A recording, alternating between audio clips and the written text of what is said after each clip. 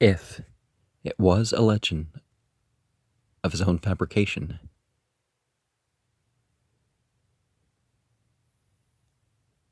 he would have taken care to lay the supposed scene of those miracles at such a distance from Mecca as to put it out of the power of the objectors to contradict him to his face. But he didn't, you know. But being afraid that even this might fail to produce the intended effect, he said that all those whom God had from eternity ordained to believe would do so without the aid of miracles, while those whom he determined should not believe could not be converted by 10,000 miracles. Of course, when God has predetermined how good or bad you're going to be, how much upon the truth or how much upon falsehood you're going to be, it doesn't mean you don't have a choice. And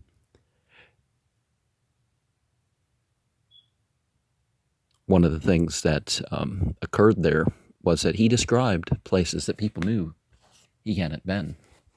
And people were waiting around to see if they could prove him wrong. And they couldn't. And there was even something he said about a group that was going to come there. And when they arrived, people asked because, again, they thought they had a chance to prove that Muhammad was an imposter. This was the doctrine of fate and destiny, which many of the ancients considered as above the Almighty, as a inexpressible something to which God himself was subject. Getting rumbling the tumbly. Yet, even this, which is no more like the scripture doctrine of predestination than the East is like the West, or the light of a glowworm like that of the sun, would not answer his purpose. Again, how? He, therefore, observed that Moses and Joshua were frequently disobeyed and rejected by wickedness and unbelief, which made God send him, last of all, to compel them by the sword. And you find that in the 43 expeditions, none of these, of course they were all against disbelievers, because how can a Muslim oppress and kill a Muslim? But even as his authority spread, he would always tell the Jews and the Christians and everybody else really that, there's no compulsion in religion. And I don't think this translation leaves out that verse.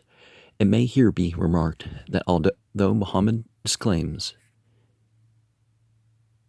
with the Quran the power of working miracles for the reasons already mentioned, yet some of his admirers have ascribed many to him, which are miracles with a vengeance. It seems he was capable of cleaving the moon in two, which no doubt required a very desperate stroke, even from a prophet's arm. Well, just like the doctrine, not being the one that sent his own, but the one who sent him, just like the Bible has Jesus say, it's God that does the miracles. God shows the weird thing in nature or whatever. They tell us also that trees went out to meet him, that water flowed from between his fingers, a beam groaned at him, a camel, poor creature, complained to him, possibly knowing him to be a prophet, sent to redress all grievances, and a shoulder of mutton informed him that it was poisoned. Stories have often been invented by wicked men with the design to depreciate Christianity in the world, but Christianity lacks the historical strength of the passing on of these stories. But we dare not say that this bundle of what a Christian would consider absurd if it wasn't to support Christianity was the production of any for a similar purpose, since Arabian writers relate them who were attached to everything Muhammad either said or did, and would have not uttered a syllable to his prejudice, had they viewed it in such a light. Well, some of the stuff does actually. Some will criticize Muhammad rather than criticizing the companions of Muhammad in certain incidences.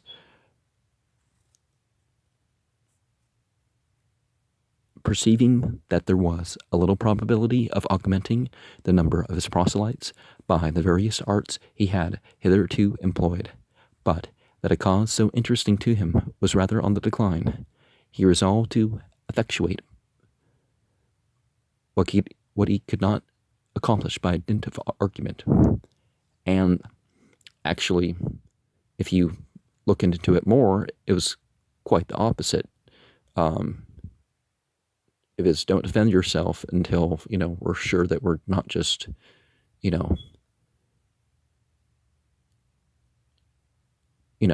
that so that it's not thought that we're fighting to, recover our sense of honor or wealth, or definitely not to force people to, none of the 165 jihad verses indicate that. None of the 43 expeditions. The number of his adherents must, however, have been very considerable, since before he could venture to undertake such a hazardous enterprise, since his ambitious views were blasted forever and his very life at stake. Again, George Sale had point out one thing that was proven wrong. If he did not succeed, those who say the fewest allow him to have had 500, others 1,000, and others more. Well, it depends on when, right? Finding that his cause would flourish no longer at Mecca for the present, and that every moment's delay only increased his danger by strengthening the rage and fury of his opposers, he fled to Medina with as many as would follow him. The city is about 270 miles distant from Mecca, to which he certainly fled in consequence of an invitation. Now, again, if he had this reputation as a liar that people could prove wrong and a bad character, why were they inviting him? That doesn't make sense. This favorable turn of fortune he improved in the best manner to his advantage, and the number of his followers increasing so fast, he resolved on the reduction of Mecca with all convenient speed. The genuine dispositions of the man now began to show themselves in all their native ways, and to evince that rapine and murder were not darlings of his soul. Because again, you can't find one instance where he attacked people for the sake of wealth, or that he allowed the abuses of the survivors, or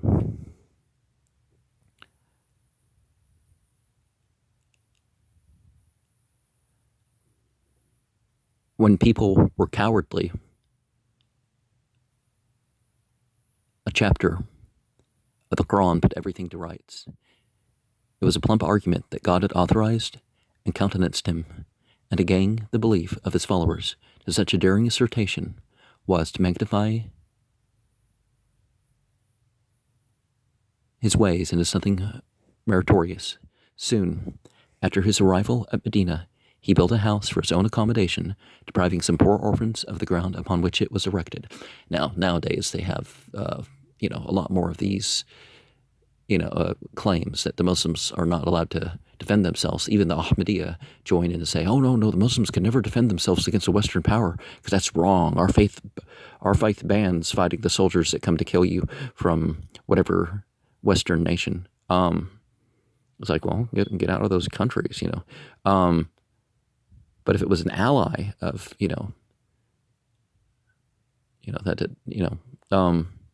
such a barbarous deed excites piety in the bare relation of it, but this great prophet of God could perform it without any compunction.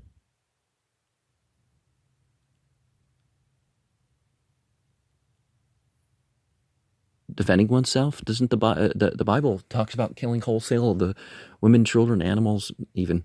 The Islam doesn't bans that stuff as war. It is a matter of lamentation to the good man and of triumph to the infidel that religion has been so frequently made the imp of wickedness in every age of the world. And that's definitely true. That's why God keeps sending prophets. And were there problems among the Christian nations? And would it have made sense for God to send a prophet to make sure that the information is there so people could correct if they want? It is a melancholy proof that no degrees of impiety would shock some men, impiety would shock some men, and an evidence of the stupidity of the multitude in believing that the very worst of crimes can be the offspring of religion. And once religion has slipped from the thing, these crimes have increased in every group that's labeled as being connected to a religion. As all authors are agreed that Muhammad lived 13 years at Mecca and 10 at Medina, at which place he died, and as his famous trip to heaven is placed in the 12th year of his mission, it will be proper to take some notice of it here. Being in bed one night with his best beloved wife, Aisha, he had a very familiar visit paid to him by the angel Gabriel. On examining the performances of Raphael, Titian, or Van Dyck, we do not find that they ever painted an angel with more than 2 pinions.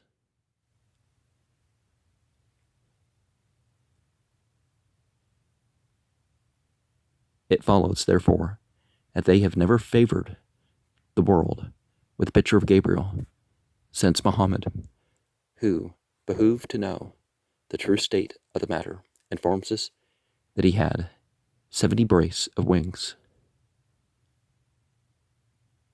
Well, doesn't narration say 1,000, but it seems too that he is as much master of etiquette as any teacher of manners whatever.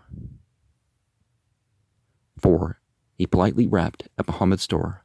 On gaining admittance, he shook the good old prophet most solemnly by the hand, telling him that he was sent to conduct him to the divine presence to receive the finishing touches of his glorious mission. A galloway called Al-Barak, the thunder, the breath. It's a different spelling, but K with a Q. So it's not that thing in the Bible. But what every other faith does has the same thing, that the prophet figure, or at least one of the prophet figures, was taken on a steed named Breath, or something like that. Ezekiel's described a little bit different, but same sort of thing. As white as milk, something in between a camel, not a camel. But it was not he wasn't flying some horse, he wasn't flying some donkey, he was something of a similar size. Or did he carry him, a beast on which the prophets had ridden some thousands of years before? But while Gabriel held the bridle till Muhammad should mount, the creature began to kick and plunge with such fury and desperation that he could not get up.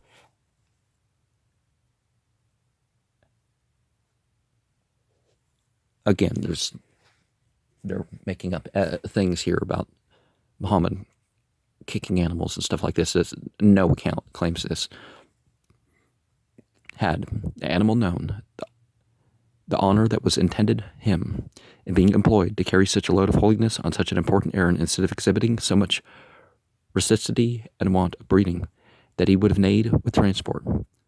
Again, it was a spiritual creature. It wasn't that some stray camel, that some stray donkey or something, or stray horse or something was made to fly.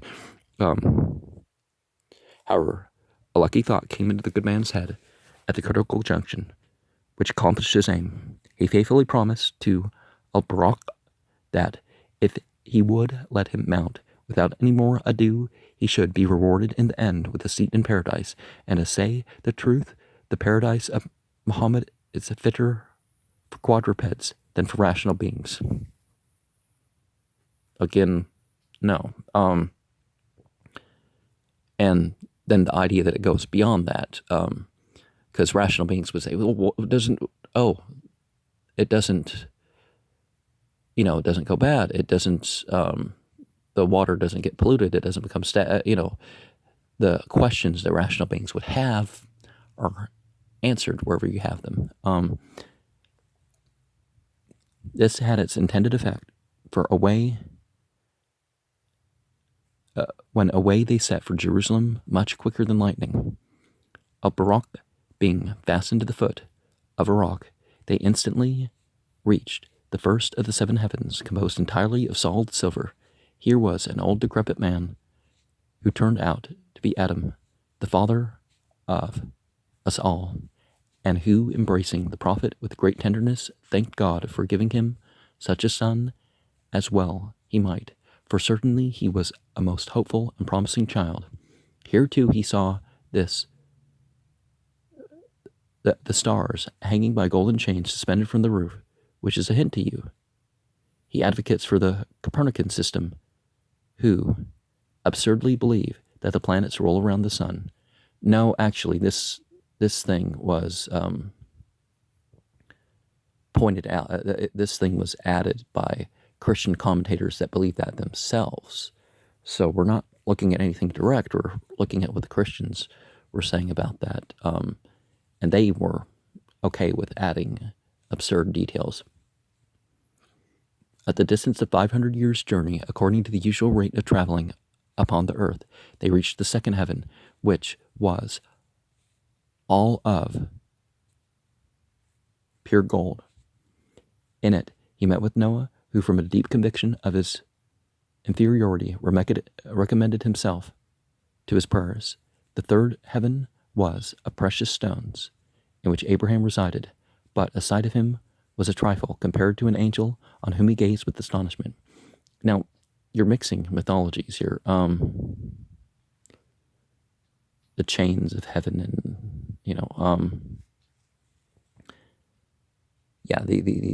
the 3rd heaven was a stone. That's nonsense. The distance between his eyes was 70,000 days' journey, and consequently his whole height was 5,040,000, or 4 times as high as all his heavens put together, since each was distanced from the other 500 years' journey. Again, now this is not part of the Islamic account. You must not be surprised if he stood right up between the 3rd and 4th, although higher than all the 7, for if you could not give it your reason, an Arabian can give it his faith.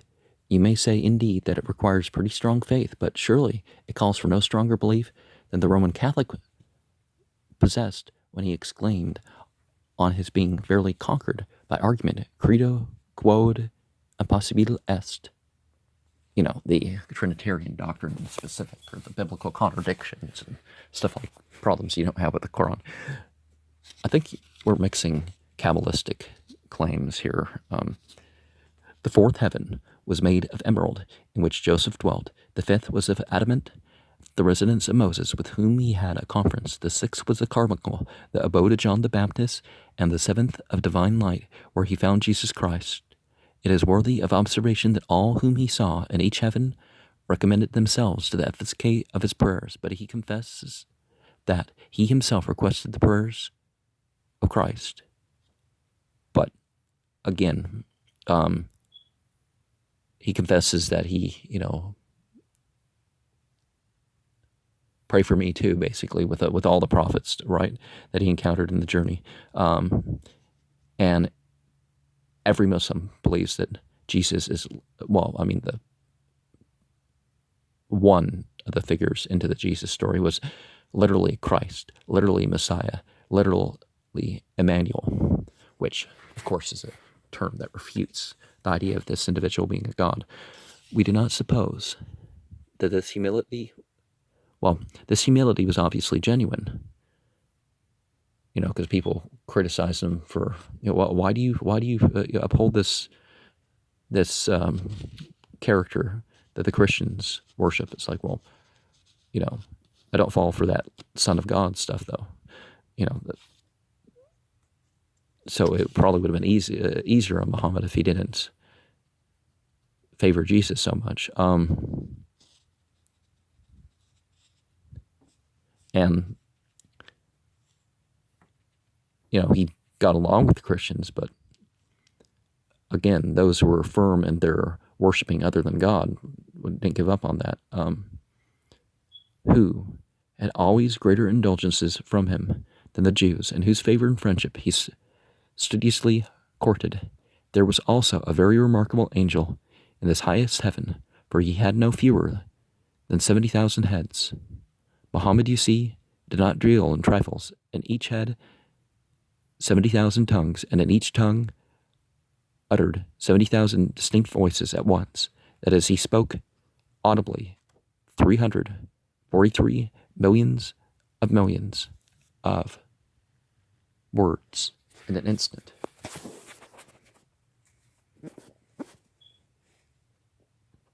Now, people who've had certain visions to not this extent can understand how this sort of thing goes on, this sort of thing happens. And therefore, if he could write with the same expedition, he must have been able to compose 85,750,000 folio volumes almost in the twinkling of an eye, although we allow 4 millions of words to each. On Muhammad's arriving within 2 bow shots of the throne of God, he perceived his face covered with 70,000 veils, but when he came near it through the water and snow, the hand of the Almighty was so cold, when laid upon his back, that it penetrated to the very marrow. Having obtained important secrets which it was not lawful to utter, and having been informed that he should be, which was the very cream of the journey, the greatest man upon the earth, he was conducted back again by Gabriel to the foot of the rock, where mounting Al-Barak, he was presently at home. And of course, the Quranic doctrine and the doctrine you find in what Muhammad had to say, rather than, go around flattering people or asking for flattery himself, he said, I don't know whether or not I'm better than Jonah. He gave credit to when it was revealed to him about Moses, how he set up his community of a group of 12 and a group of 70. There's 70 people in authority. And there were other things that, when it was taught to him that these prophets had their influences. Joseph, the whole point of the Quran is that these are prophets being credited for these teachings, are these examples. There's other passages, but you know what I mean. The Arabians themselves could not help laughing at this great story when it was related by him the next day. Some of his converts were perfectly ashamed, and it occasioned a considerable diminution of his influence for a little time. But by the timely and artful interference of Abu Bakr, another of his uncles, the defection was prevented from increasing. While saying, if Muhammad said, it's like, how, I believe that Muhammad gets message, gets revelation from God, direct revelation from God, that's directly inspired from God. It's like, if he had a miraculous journey, which, the thing about the heads, I don't remember any account with that, but let's just assume let's just say that that's part of that. The spiritual reality is greater than the physical reality, and the spiritual reality bearing witness to it, having a being that will bear witness to it, that makes sense that there would be such a thing, such a consciousness or whatever. This man was a convert to the truth of the mission and succeeded him in regal and pontifical dignity. Again, but Abu Bakr, like everybody else, didn't have authority to change Islamic law. It became next a subject for discussion, whether it was a real journey or a vision. Well, a visionary journey. If it happens psychologically or spiritually, it's still a reality. Of course, Islam doesn't have the contradiction between physical reality with the psychological, since they found it by no means safe to give the prophet the lie by declaring it a fabrication, because what he said was amazingly true when he related the physical side of it.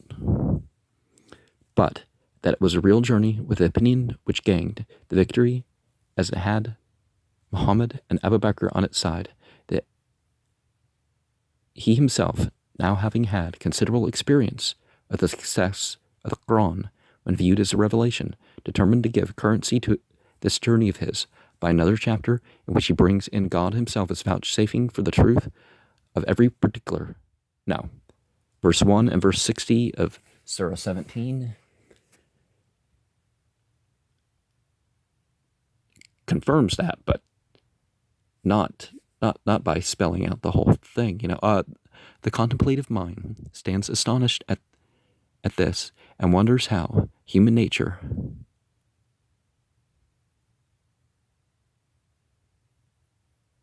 could perpetrate such. But indeed, when the stings of consciousness are so blunted as to permit a man with impunity to commence an imposture, there is nothing in the whole compass of human depravity at which he will startle. Again, if there's any evidence that he would have insincerely made this up, or lacked sincerity or made this up, you think something could actually be quoted rather than filling in little bits here. Being now at Medina and enjoying the attachment of a considerable body of men, he made frequent attacks upon the educating towns and villages, distributing the booty taken from the vanquished among his soldiers, and reducing the inhabitants to slavery, and procured their emancipation by the acceptance of his religion, or others ransoming them. The people weren't forced to convert.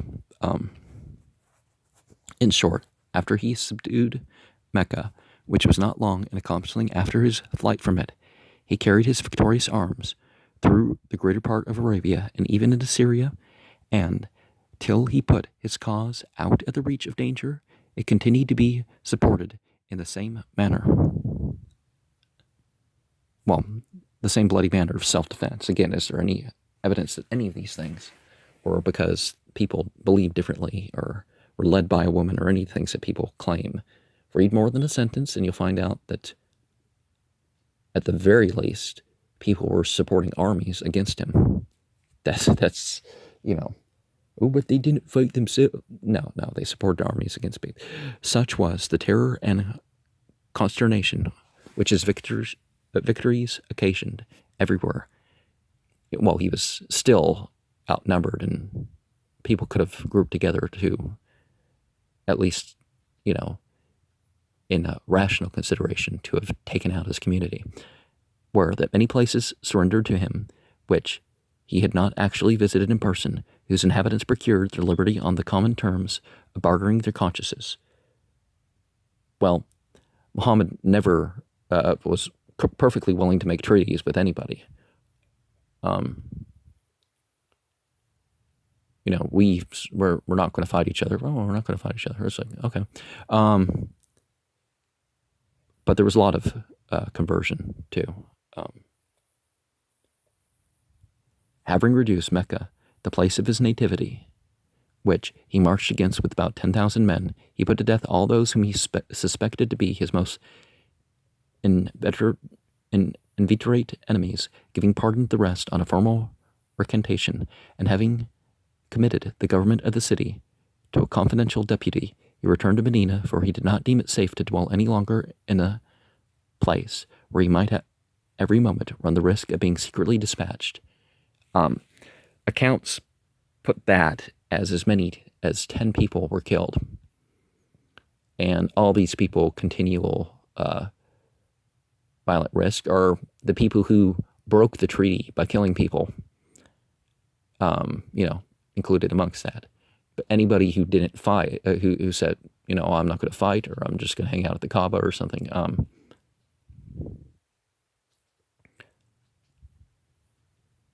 the Arabs compute their time from the period of which Muhammad fled from Mecca, which they called the Hijra, the word that in their language, al-Hijra, which signifies flight. This is similar, immigration, it's similar to the Grecian method of counting from the first institution of the Olympic Games, and the Roman practice of dating from the foundation of their city. Formerly, the Muslimin computed from the last war in which they had been engaged. No, that doesn't make sense. There was stuff, but there was no fighting until that point. But what happened at that point is very simply that you find that you had a community. It was the establishment of an Islamic state. It wasn't any particular battle. It wasn't any particular,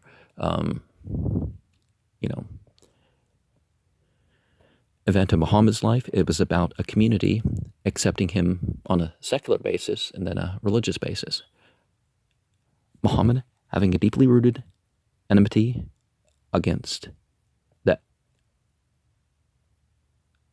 the corruption of the Jews, made war upon all those adjacent tribes who professed that religion, which of course he allowed a freedom of religion of all Jews and all idol worshippers too, so that doesn't quite make sense to claim. It is perhaps difficult to assign a reason why his animosity had neither limits to its rage nor termination to its existence, but we find one circumstance mentioned by some authors in which we might view as a vindication of its occasional sallies. A certain Jew named Cobb, having a brother who had espoused the religion of Muhammad, he composed on the occasion a ludicrous poem in which he exhibited the fooleries and nonsense of that religion in such satirical light that the prophet determined to take vengeance on every tribe professing Judaism on his account. Now, again, they're summing up and twisting the account to such a thing. Such is the tendency of satirical compositions, if well written, that they unavoidably exasperate the persons against whom they are levied, if they do not reclaim them. Rage being the effect that which Cobb's poem existed, Muhammad gave strict orders to apprehend and bring him to condign punishment. And in order to better secure the performance of his command, he offered a reward to the person who sees him.